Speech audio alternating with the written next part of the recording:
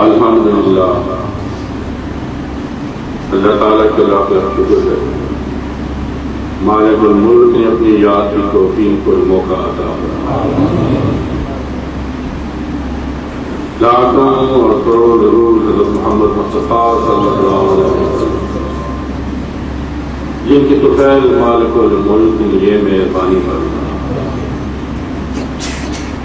سامعین کرام، اللہ تعالیٰ نے قرآن پاک میں ارشاد فرمایا، اعوذ باللہ من الشیطان الرجیم، بسم اللہ الرحمن الرحیم، وما هذه الحیاۃ الدنیا الا لعب ولعب وإن الدار الآخرة لهي الحیوان لو كانوا يعلمون فإذا ركبوا في الفلك دعوا الله مخلصين له الدين فلما نجاهم من البر إذا هم يشركون فليكفروا بما آتيناهم وليتمتعوا فسوف يعلمون أولم يروا أنا جعلنا حرما آمنا وتفتح الناس من حولهم أفبالباطل يؤمنون وبنعمة الله يكفرون ومن أظلم ممن افترى على الله كاذبا وكذب بالحق لما جاءه عليه في جهنم مثوى للكافرين والذين جاهدوا فينا لنهدينهم سبلنا وإن الله لمع المحسنين۔ اور نہیں ہے یہ دنیاوی زندگی مگر ایک کھیل اور تماشا، اور ہمیشہ کی زندگی جو ہے وہ آخرت کی زندگی۔ کاش یہ لوگ سمجھ لیں۔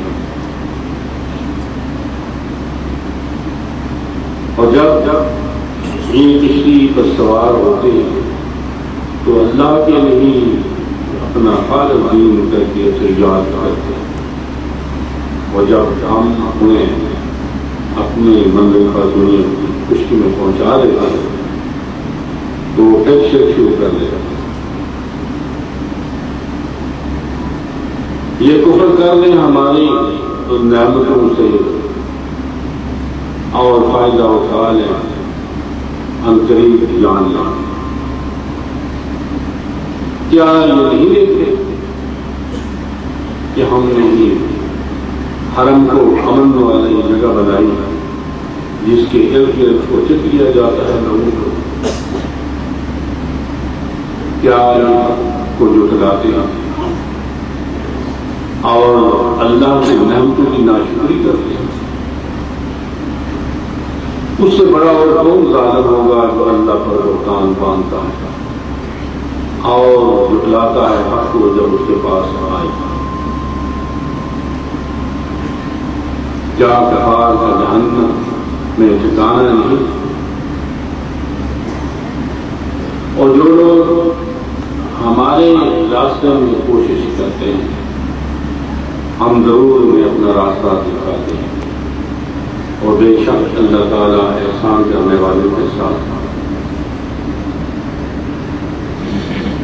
پچھلی مرتبہ کا فرمان الہی آپ کو یاد ہوگا جس میں اللہ تعالیٰ نے نبی پاک صلی اللہ علیہ وسلم کو ارشاد فرمایا کہ ان منکرین کو جو مشرکین لوگ سمجھدار ہیں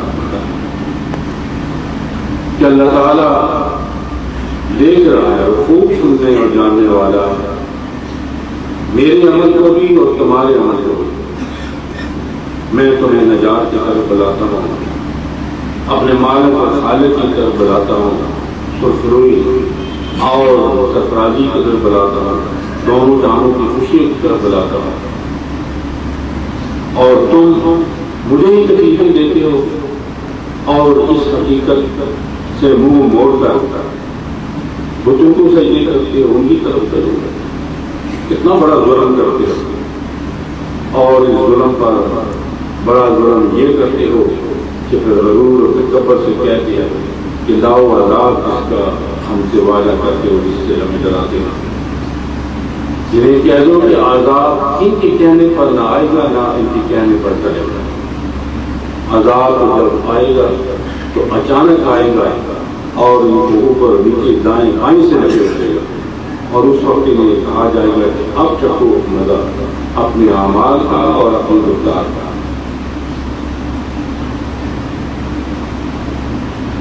اللہ تعالیٰ فرماتا ہے کہ یہ لوگ حقیقت ہے جس کو نہیں پہچانے